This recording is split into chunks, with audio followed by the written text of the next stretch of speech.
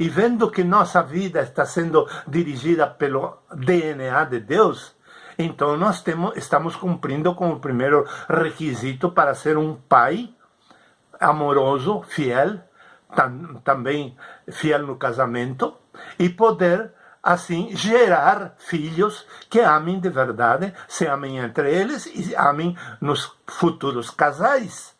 Tudo isso é consequência de que nós pais, tenhamos vivido o amor de acordo ao que é o pai e o filho primogênito, que é Jesus.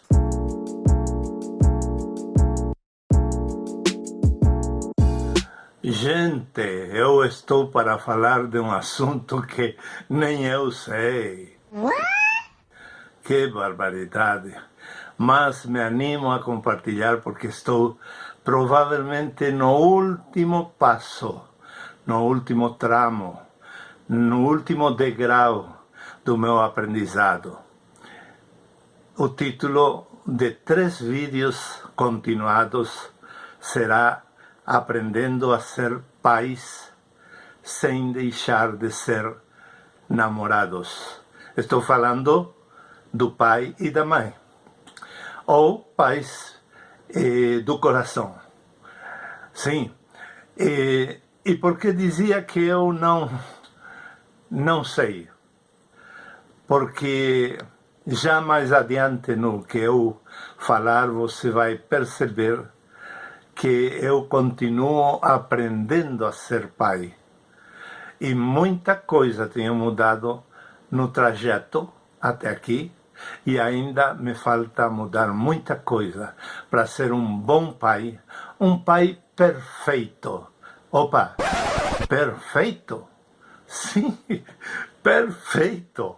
Eu vou te falar, vou te explicar que realmente há um tipo de perfeição à qual podemos chegar os pais.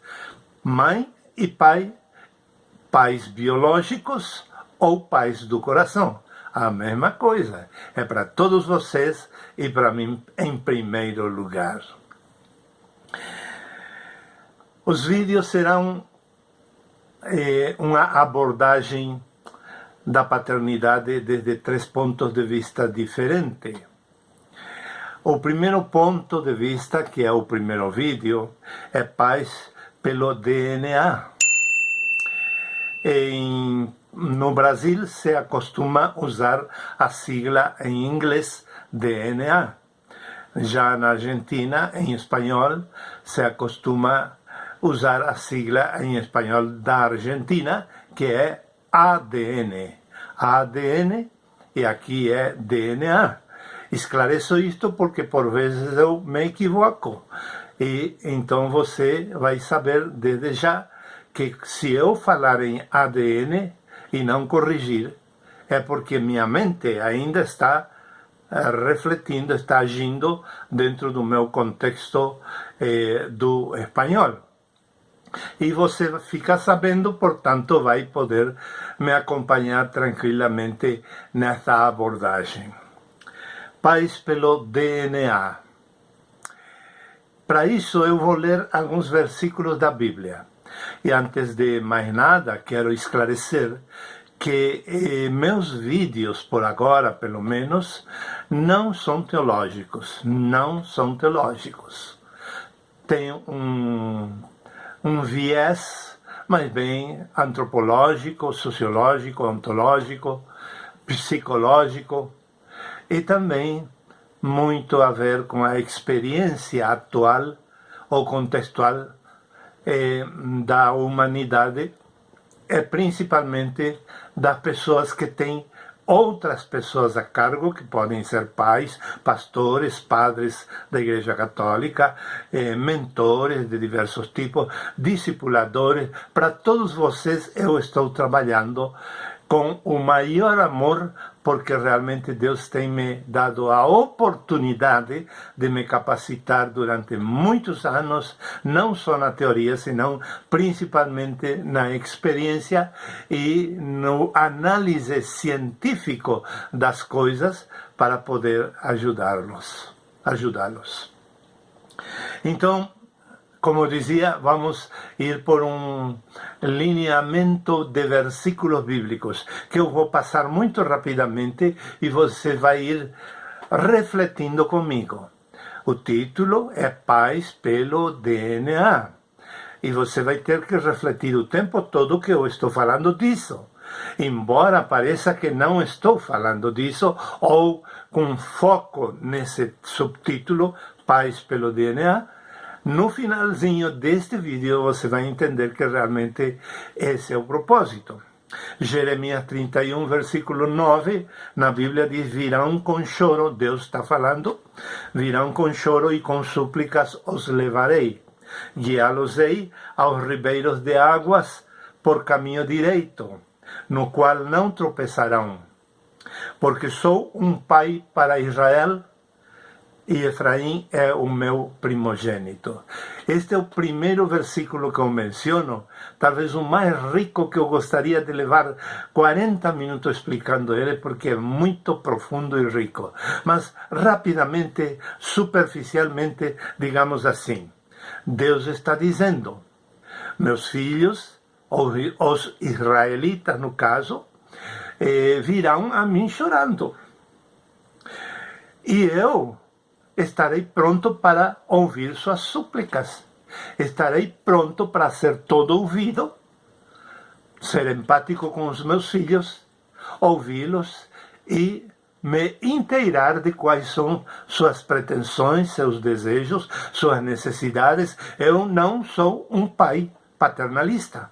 Aquele que domina, aquele que quer obrigar os filhos a sentir o que ele sente, fazer o que ele faz e pensar como ele pensa. Não, Deus está dizendo, eu vendo aos meus filhos vir com choro, eu pararei uns minutos para ouvir seus ensejos, seus desejos, suas necessidades.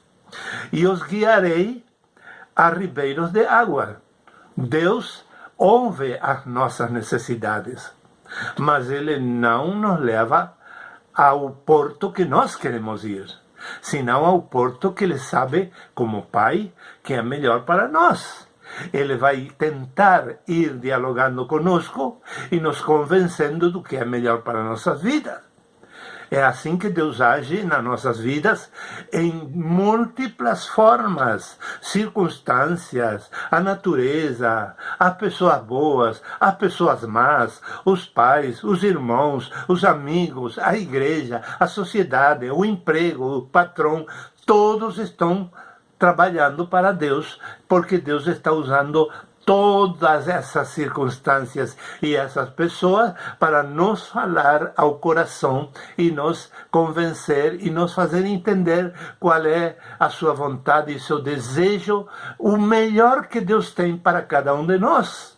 Então, Ele vai nos guiar a um lugar onde haja águas vivas, águas suficientes e boas para beber e para nossa subsistência. É isso que Deus Pai quer fazer. No qual não tropeçarão, diz Ele. Ou seja, Ele sabe para onde Ele quer nos guiar. Ele sabe muito bem. Ele nunca nos vai levar para o mal. Nunca. E ele diz qual é a sua razão. Porque sou um pai para Israel e Efraim é o meu primogênito. Aqui Deus está dizendo o seguinte, que Ele é pai, que Ele é nosso pai. No caso está falando para Israel. E está dizendo que Efraim, que é uma outra forma de chamar a Israel também, é o meu primogênito. Com isto ele está dizendo que ele teria muitos filhos, mas ele vai tratar a Israel como se fosse o filho mais velho, o primogênito, ou seja, com certo privilégio, com certa predileção. Que lindo, não? Ter esse lugar do primogênito. E nós temos esse lugar, todos nós. Já vou explicar. No caso aqui ele está falando para Israel. Ele está dizendo, olha, eu sou pai para Israel, e vou amá-lo como se ele fosse o primogênito, ou seja, mais a ele que aos outros. Vou cuidar dele, vou ser muito especial no meu relacionamento com ele, porque ele é meu primogênito. Gênesis 17:1. Sendo, pois, Abrão da idade de 99 anos, presta atenção neste detalhe, sendo, pois, Abrão da idade de 99 anos, apareceu o Senhor a Abrão e disse-lhe: eu sou o Deus Todo-Poderoso, anda em minha presença e sê perfeito. Opa, Deus exigindo de Abrão que seja perfeito. Não se assuste, tudo tem uma explicação. Uma única explicação. Embora a Bíblia é tão rica e tão viva que dá para aplicar a muitos casos, mas a explicação é uma só. O fundamento é um só. Deus não está com ambivalência, com formas de dizer escorridiças. Não. Senão que ele está sendo objetivo e está dizendo: seja perfeito diante de mim. Quando ele criou a mulher, ele disse: farei uma ajuda idônea para o homem. Essa expressão, fazer uma ajuda idônea para o homem, no hebraico quer dizer: colocarei um outro ser diferente de Adão, do macho, vou colocar um frente a ele que vai ser igual a ele, e que vai ser de confronto, vai servir de confronto para ele, vai servir de contrariar e questionar ele e discutir com ele para levar a cabo a sua obra na terra. Portanto, os dois têm uma igualdade entre eles. A única diferença é biológica, porque um é macho e a outra pessoa é fêmea, mais nada, para a satisfação do homem e da mulher. Mas não quer dizer que por isso essas duas pessoas tenham uma hierarquia entre elas. Não tem. Elas são iguais na criação de Deus. E aqui Deus está usando a mesma palavra em hebraico e diz: anda e seja perfeito diante de mim. Está dizendo: haja como eu quero que Adão haja com Eva, tratando-a como uma igual. Trate-me a mim, você como homem, como pai, mulher, como mãe, trate-me a mim como igual que você. É isso que Deus está dizendo. E outro detalhe da fala de Deus importante aqui é que ele disse: eu sou o Deus Todo-Poderoso. Isto é muito importante, que no final deste vídeo você vai entender por que ele disse assim. Mateus 5, 43 ou 48, essa passagem da Bíblia tem tudo a ver com o grau máximo do amor. Qual é o grau máximo de amor? Você se perguntou alguma vez? Se perguntou alguma vez? Para muitas mulheres, o grau máximo de amor é que o marido tenha muito dinheiro e leve todas as semanas ou bastante seguido ao shopping, ou dê dinheiro para ela administrar sozinha. Enfim, para muitos homens, o ápice do amor é chegar em casa e ter a melhor comida do mundo. E para muitos outros homens é outra coisa. Mas se perguntou qual é realmente a cúspide, o ponto mais alto do amor, o clímax do amor de Deus? Sabe qual é? Perdoar nossos inimigos. Isso é o máximo. Perdoar os nossos inimigos. Isso está em Mateus capítulo 5, do 43 ao 48. Vou ler para você somente o 48, que diz assim: sede vós, pois, perfeitos, como é perfeito vosso Pai que está nos céus. Aqui vem a concordar com a passagem do Antigo Testamento. Nós podemos ser perfeitos na área do amor. Em tudo demais podemos ser imperfeitos, que Deus não se preocupa. Mas Deus se alarmaria se Ele coloca o seu amor em nós, sua vida, nos dá o seu DNA e nós andamos para qualquer lado, odiando, discutindo, nos dividindo, brigando, fazendo diferenças, nos achando, como homens falo, nos achando superiores à mulher em tudo. Enfim, estou falando para o casal, não? Então, Deus estaria preocupado com homens desse tipo e com mulheres que pensam também desse jeito.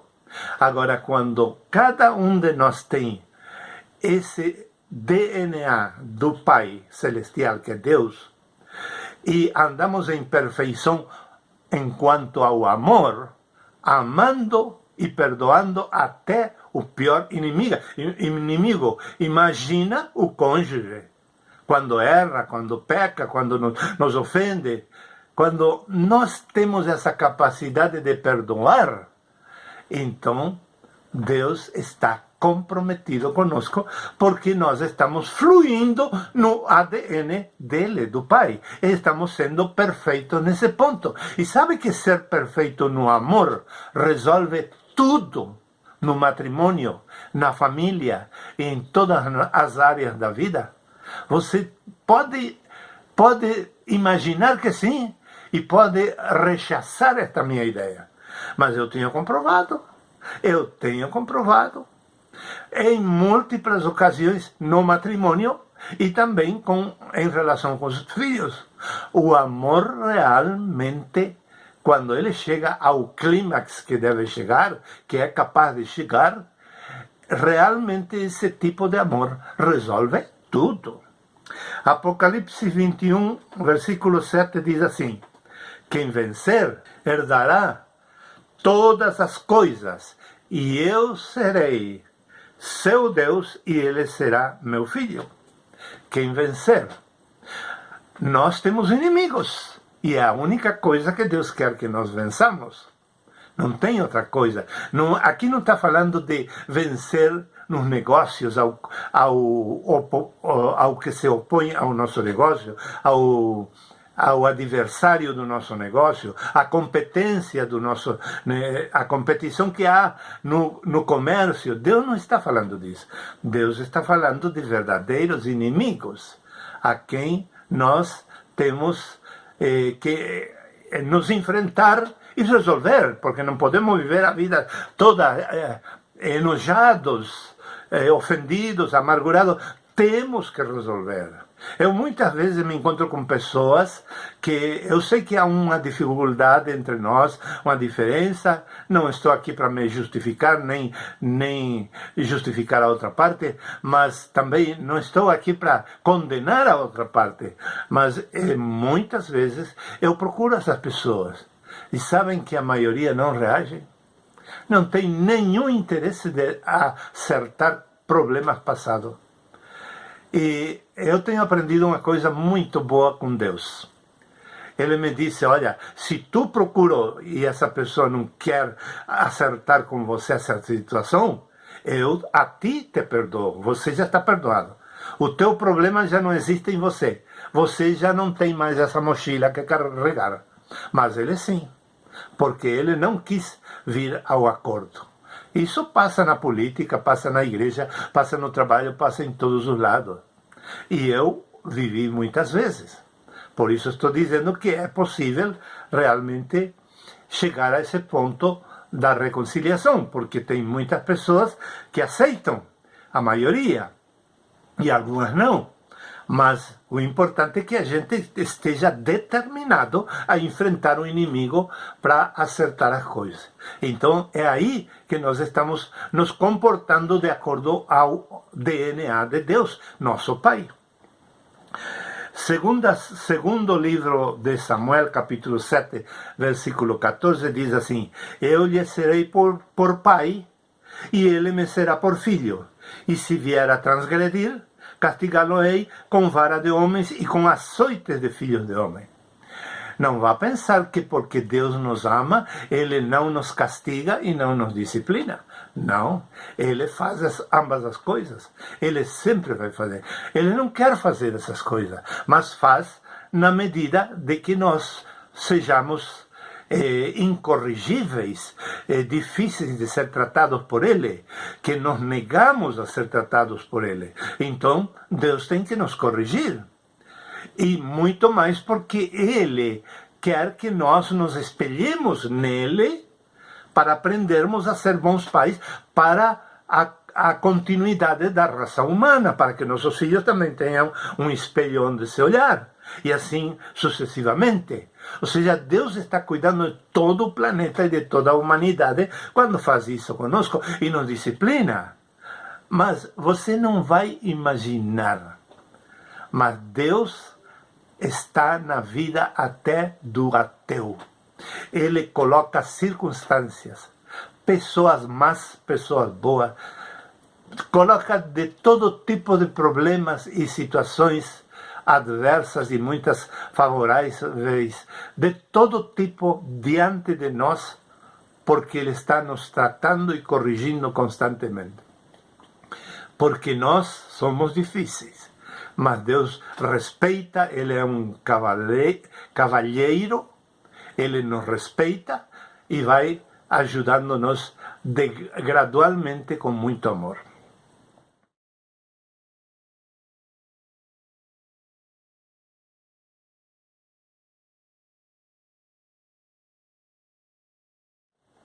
É muito mais fácil e rápido que nós estejamos agindo no relacionamento sem controle, sem nenhum controle.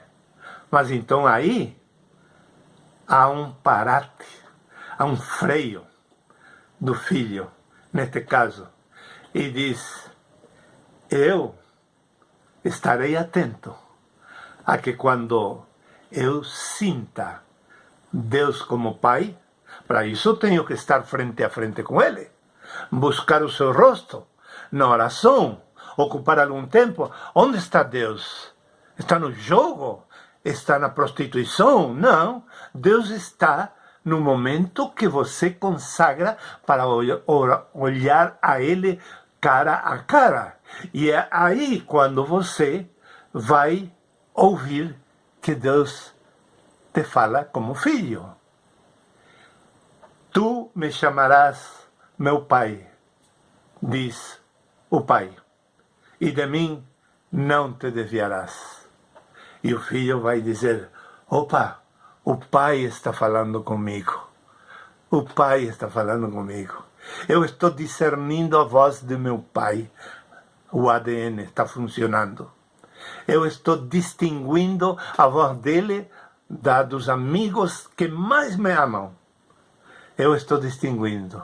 Talvez essa voz de Deus, Pai, é parecida com a do meu pai biológico. Talvez não. Mas eu distingo a voz do Pai. E Ele não vai se desviar de mim. Portanto, eu posso me chegar a Ele. Eu também não vou me desviar. Isso é importante. Romanos 8, 29 diz: porque os que dantes conheceu também os predestinou para serem conformes à imagem de seu Filho, a fim de que ele seja o primogênito entre muitos irmãos. Aqui explica, o primogênito que era Israel era um tipo de Cristo, porque o primogênito verdadeiro de Deus é Jesus Cristo. Esse é o primogênito de Deus. Então, por isso que ele faz distinção entre filho primogênito e os outros filhos. Nós nunca seremos igual a Jesus Cristo. Mas Jesus Cristo é o nosso modelo. E Deus tem um modelo de amor estabelecido em Jesus, assim como Ele ama a Jesus, seu Filho primogênito, Ele quer nos amar a nós, mas através de seu Filho primogênito. Quem não aceitar a Jesus Cristo como o Cristo de Deus, lamentavelmente, nunca vai experimentar o amor do Pai tal qual é, e foi depositado no Filho primogênito. Mas quando a gente conhece Jesus Cristo e o ama de verdade, então está amando ao Pai. E quando nós estamos seguindo esse modelo de amor, e nos olhando em Deus Pai, Deus Filho, como espelho, nos olhando e vendo que nossa vida está sendo dirigida pelo DNA de Deus, então nós estamos cumprindo com o primeiro requisito para ser um pai amoroso, fiel, também fiel no casamento, e poder assim gerar filhos que amem de verdade, se amem entre eles e amem nos futuros casais. Tudo isso é consequência de que nós pais, tenhamos vivido o amor de acordo ao que é o Pai e o Filho primogênito, que é Jesus. Então, nós olhando nesse espelho, nós vemos se estamos seguindo o DNA de Deus ou não.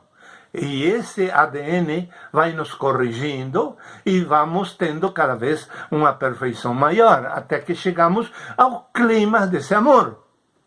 O ideal seria se casar somente quando chegamos a esse clima, mas não é o propósito de Deus também, não. Por quê? Porque o casamento ajuda a aprimorar esse amor e a que possamos chegar a essa perfeição do amor.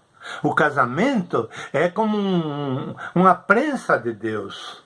É como um lugar onde Deus nos cultiva no amor de tal maneira que possamos amar a dois, não somente desde a parte, senão como conjunto. E isso é muito melhor, embora às vezes mais difícil. Eu creio que dá para entender até agora que realmente o ADN de Deus, ou DNA de Deus, está em nós. Deus colocou. Como eu sei? Porque eu creio em Deus. Mas também porque eu creio no primogênito de Deus. São dois tipos de crença que eu devo guardar no coração. E se eu tenho essas duas crenças no coração e na minha mente, eu estou capacitado para crescer nesse amor até o clímax. Se eu não tenho esse amor duplo de dois lados, como uma moeda, fica difícil. Tem muitas pessoas, até ateias, que podem ser bons pais, mas não vão gerar pais na qualidade que Deus projetou para cada um de nós.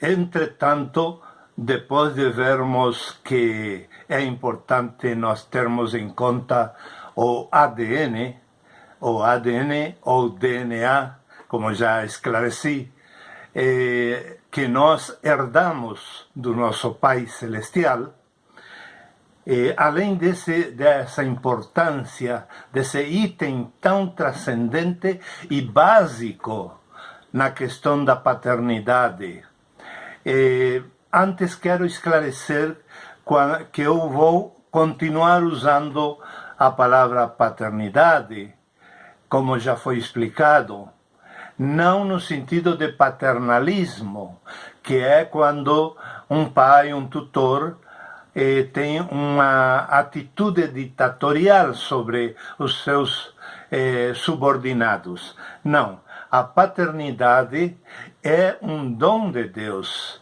é um dom, talvez o principal dom de Deus dado a toda criatura humana.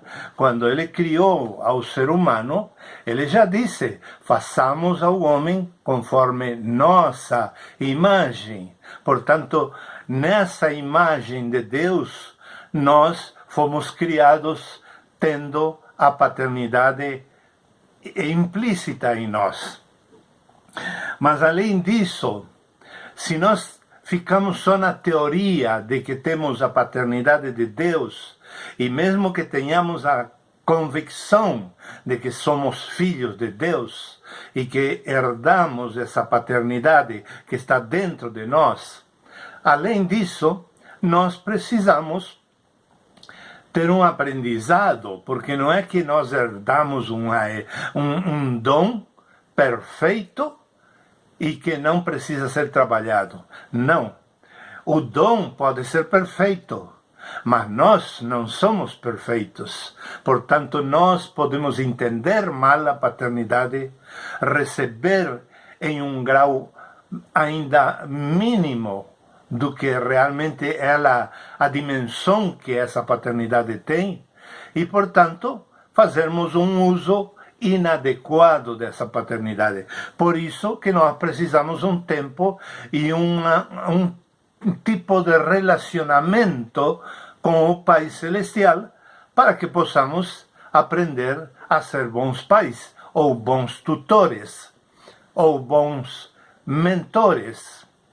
E quando estou falando de Pai Celestial, eu quero que todo você em especial que está me acompanhando neste curso, nesta mensagem, nesta reflexão, eu quero que você entenda que não subestimo ao pai biológico, não, nem muito menos ao pai do coração, porque uma pessoa que é pai do coração, não biológico, eu acredito que ele é um herói, porque para amar um filho alheio é muito grande o amor nesse pai, com certeza.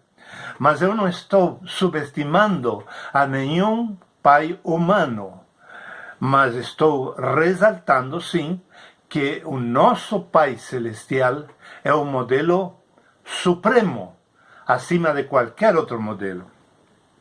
Agora, então, vamos ver a importância do aprendizado. Para isso, nós vamos tomar outra passagem da Bíblia, que está em João capítulo 5, versículo 19 ao 43.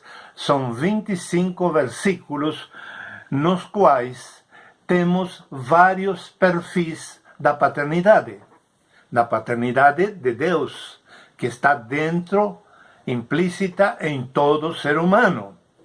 E também quero esclarecer, já por anticipado, que a paternidade divina, ela não tem tudo a ver apenas com o macho humano, não.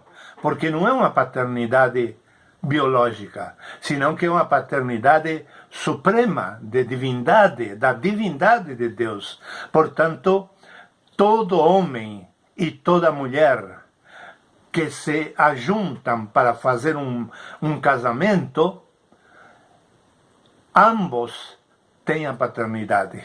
Portanto, a mulher não fica de lado nessa paternidade divina. É muito tida em conta tanto quanto o homem, porque para Deus, e transmitir Ele através de nós humanos a sua paternidade para cuidar bem da humanidade toda, Ele não tem um olhar sexual, senão que tem um olhar como suas criaturas criadas à sua imagem, a imagem de Deus. Essa passagem da Bíblia que eu mencionei e que falei que tem vários perfis da paternidade, eu vou mencionar vários, e no mais resumido possível. O primeiro, que já falamos um pouco antes, do DNA. E dentro desta passagem lemos o seguinte: o filho não pode fazer nada por sua própria conta, pois ele só faz o que vê o pai fazer. O DNA leva aos filhos a ter um espelho automático, por dizer de alguma maneira, uma reação automática, que ele, por natureza, ele tem que agir como age o seu pai, porque ele está herdando um DNA. Isto cai de maduro, mas é o primeiro item de nossa paternidade, de pessoas humanas como nós. Segundo, a paternidade comunicativa. Olha o que diz a Bíblia nessa porção, nesse parágrafo que eu mencionei, de 25 versículos. Tudo o que o pai faz, o filho faz também. Pois o pai ama o filho e lhe mostra tudo o que está fazendo. E vai mostrar a ele coisas ainda maiores do que essas, e vocês vão ficar admirados. Este texto está falando da paternidade comunicativa. Nós não somos bons pais, bons tutores, bons mestres, bons discipuladores por acaso. Temos essa bondade, essa generosidade, essa dedicação, esse amor e cuidado, essa excelência no nosso cuidado e no nosso relacionamento de pessoas debaixo da nossa autoridade e de nosso cuidado, porque aprendemos de outro, porque recebemos de outro. E se é isso é a verdade, então nós temos que ser pessoas humildes. Não podemos ser prepotentes e querer colocar regras e que o filho e o mentorado, aquele que está debaixo de nossa guia, obedeça regras estritas, rígidas. Não, porque nós aprendemos de um relacionamento entre nós, humanos, e o Pai Celestial que é Deus. Portanto, os nossos filhos, os nossos mentorados, os nossos dependentes, quem quer que seja, eles têm o mesmo direito de seguir se espelhando na paternidade de Deus. E não se tropeçar, por dizer assim de uma maneira completamente simples, porque tenho vontade de usar outras palavras. Não, esse dependente não pode tropeçar com aquele que está cuidando dele e criar rancor, prejuízos e problemas psicológicos e espirituais na sua vida, no processo de relacionamento com alguém que está, em nome do amor, cuidando. Não pode. Não deve acontecer isso. Portanto, deve haver uma paternidade comunicativa do ADN e de tudo o bom que está no ADN do nosso Pai. Terceiro ponto, o empoderamento. A Bíblia diz, porque assim como o Pai ressuscita aos mortos e lhes dá vida, assim também o Filho dá vida aos que Ele quer. Empoderamento. Como é que o Filho de Deus, o Filho primogênito de Deus, que é Jesus Cristo, disse estas palavras? Que quer dizer Ele com isto? Que Ele quis dizer? Que intenção há nessa palavra? Essa frase está carregada de uma missão, de um pensamento, que o bom pai é uma pessoa que comunica, mas que também transmite vida, o ADN, ou DNA, e também é uma pessoa que empodera, ou seja, não é egoísta. A mesma capacidade que está nele, ele passa para aquele mentorado ou filho ou tutelado por ele. Por quê? Porque o amor é implícito na paternidade. É um pilar da paternidade, o amor. Sem amor não existe paternidade. Quarto ponto, saber delegar. O Pai não julga, disse Jesus, ninguém, mas deu ao Filho todo o poder para julgar, a fim de que todos respeitem o Filho, assim como respeitam o Pai. Quem não respeita o Filho também não respeita o Pai que o enviou. Eu afirmo a vocês que isto é verdade. Jesus categoricamente declarou que ele podia falar e atuar, agir na totalidade da sua conduta humana divina na terra, podia fazer tudo isso na certeza de que ele não tinha nada de si próprio, senão que tudo vinha do Pai.